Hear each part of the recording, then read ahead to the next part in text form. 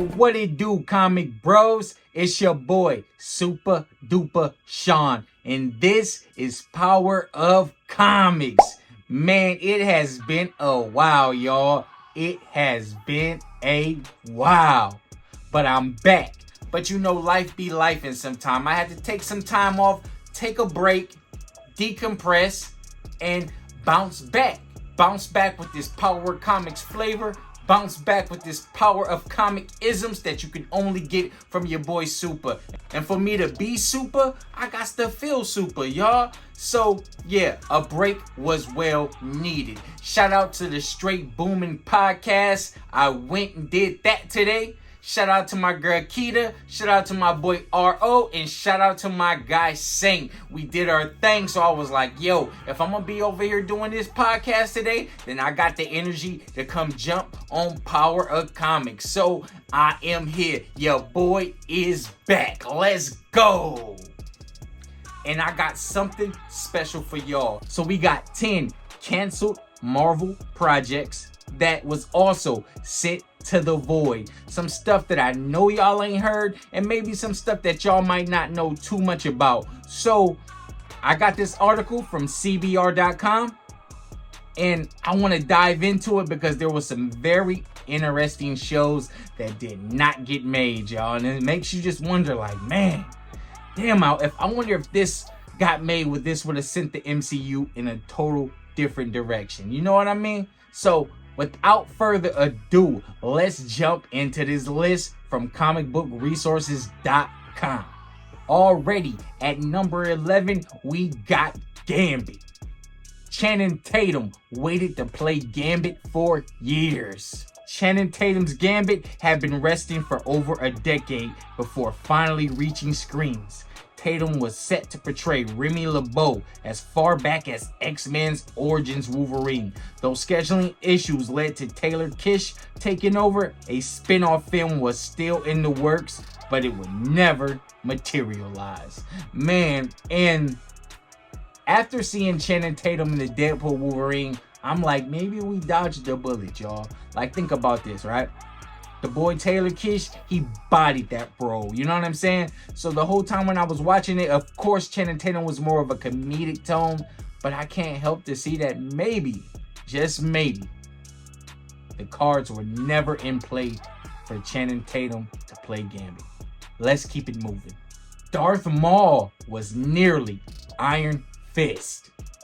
In 2001, Marvel signed a deal with Ariston Entertainment to produce films based on nearly a dozen characters. One of the first characters to see progress under the deal was Iron Fist, with Ray Park earning the role of Danny Rand.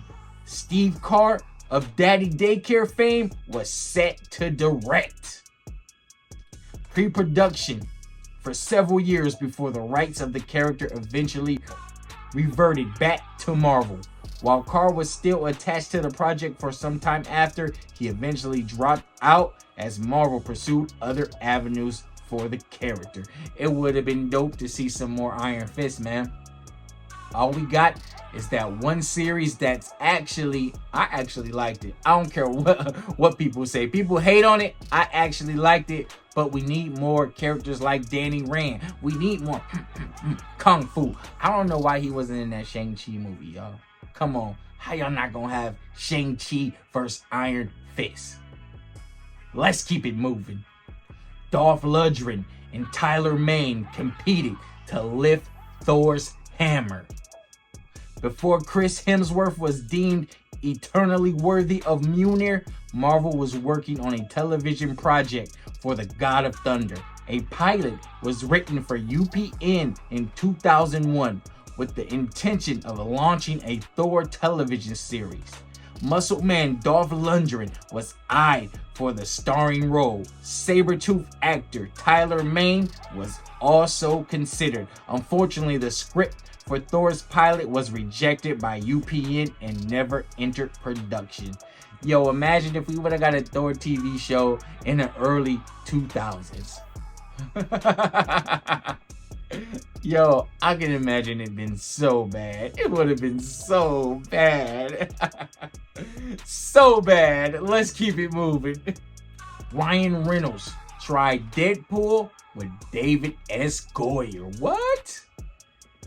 Ryan Reynolds famously spent years trying to get a Deadpool film off the ground, with his efforts dating as far back as the early 2000s. The first attempt at Deadpool's solo outing came in 2004 from Reynolds and eventually writer of the Dark Knight trilogy,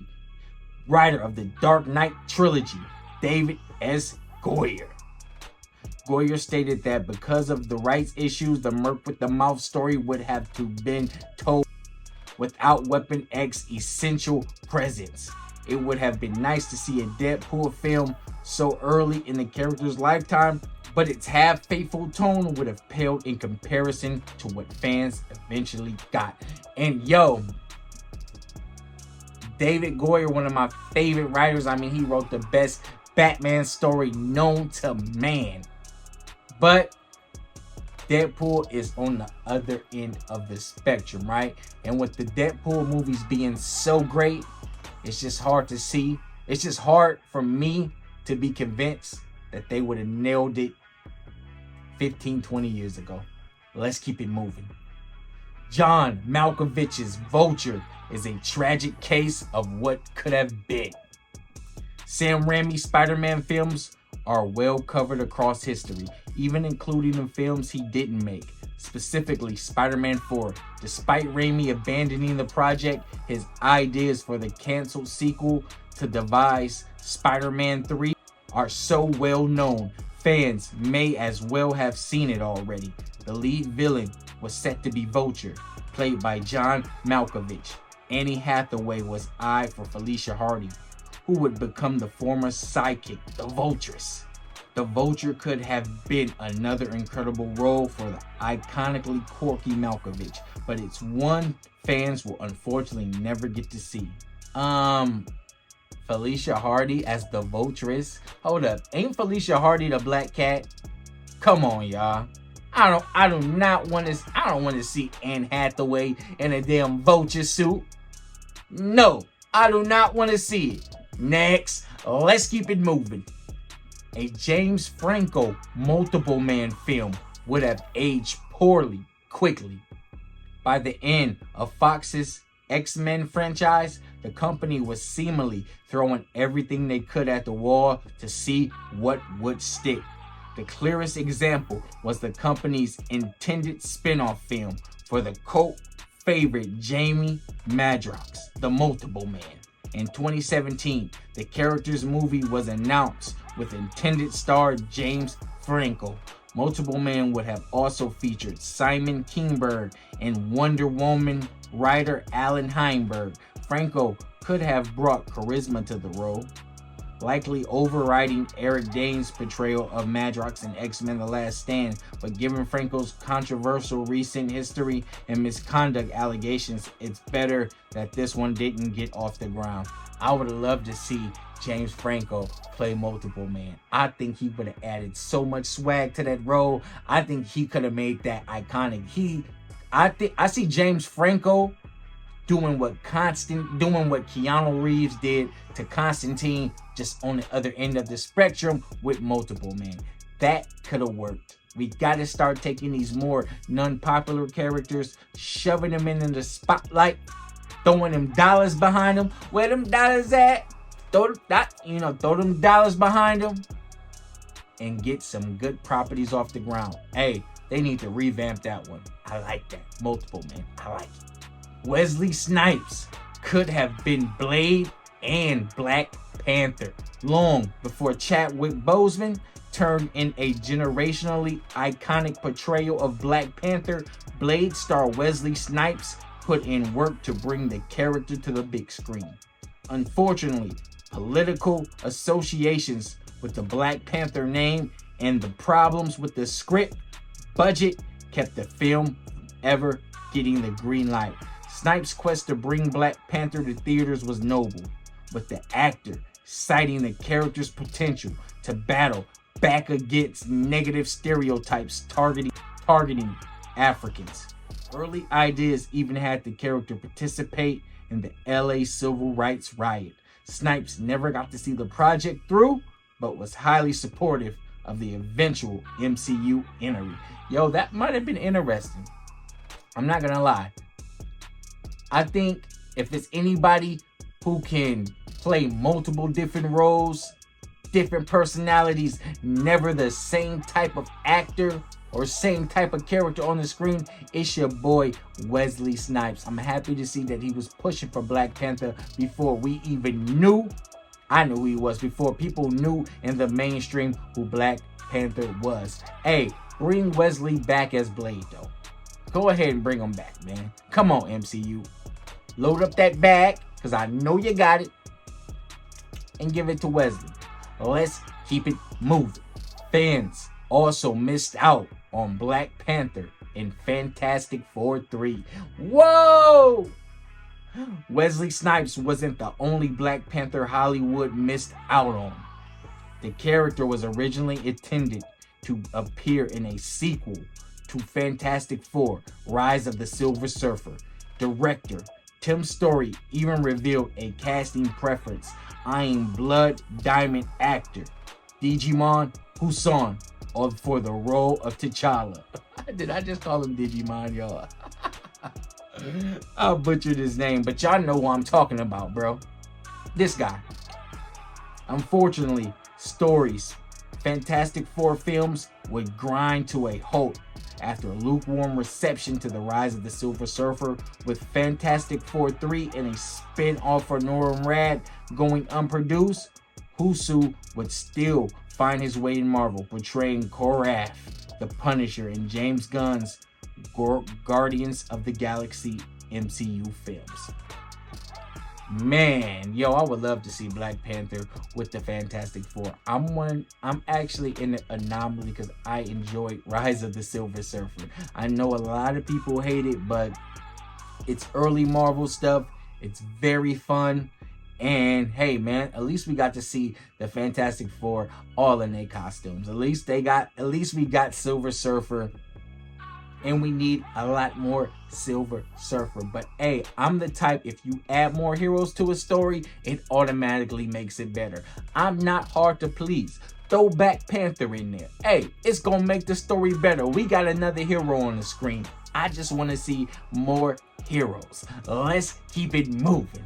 Sacha Baron Cohen's Warlock could have headlined New Mutants 2. What?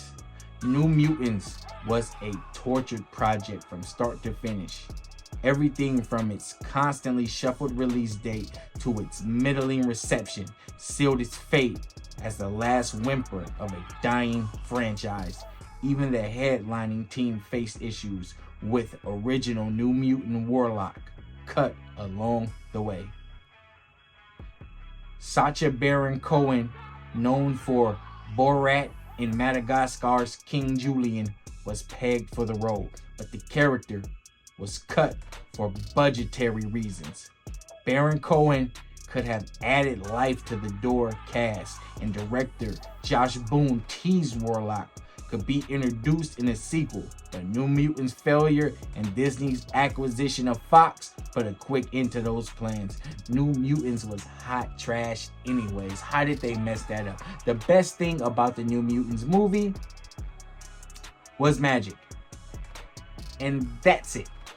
They didn't even have their suits. Like, it didn't even, if you don't read like X-Men and comics, you would actually think New Mutants is just a trashy horror movie.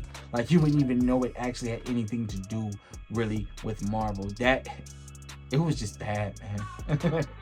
It was bad. Let's keep it moving. Sir Ian McKellen was nearly Tron legacy for a Magneto spinoff. X-Men Origins Wolverine and the resulting trilogy were the lone solo films from Fox's X-Men franchise, focusing on Hugh Jackman's iconic portrayal of the title character.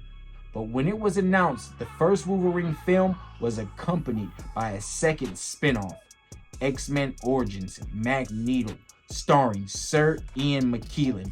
The film would explore the Magneto's past through World War II. Digital de-aging technology would have been used so McKellen could take the role of a younger master of magnetism. elements of its script were lifted for the eventual reboot, X-Men First Class, but robbed Magneto of the chance to be explored on a more individual level. Yo, I would have loved that. I always felt like his Magneto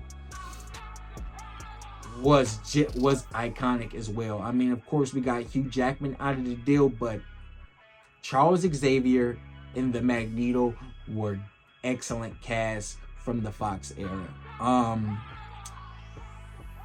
As you can see, Hugh Jackman has not relinquished the role. Charles Xavier was just brought back for the Marvels.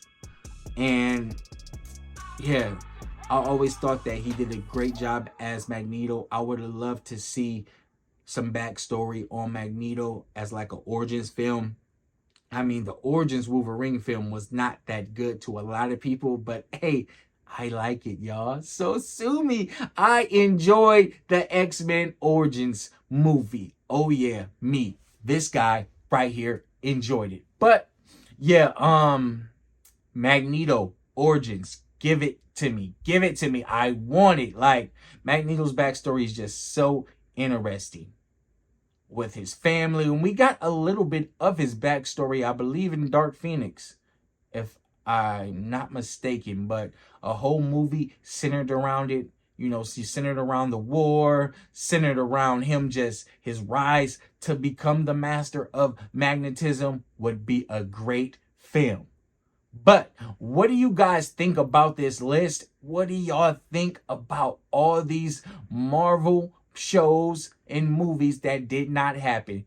What hits me the most is like, yo, we actually could have got a Thor 2000, early 2000s. Like, they barely got Thor right now. You know what I'm saying? So that Thor would have been horrible, y'all. Like, I think it would have been trash. But a Black Panther and Fantastic Four 3, man, that should have happened, man. I would love to see that. Which one is y'all like feeling that? Which one do y'all wish could have got made? Which one do you wish could have got the green light and made its mark on history right now? Which project off this list? I'm your boy, Super Duper Deuces.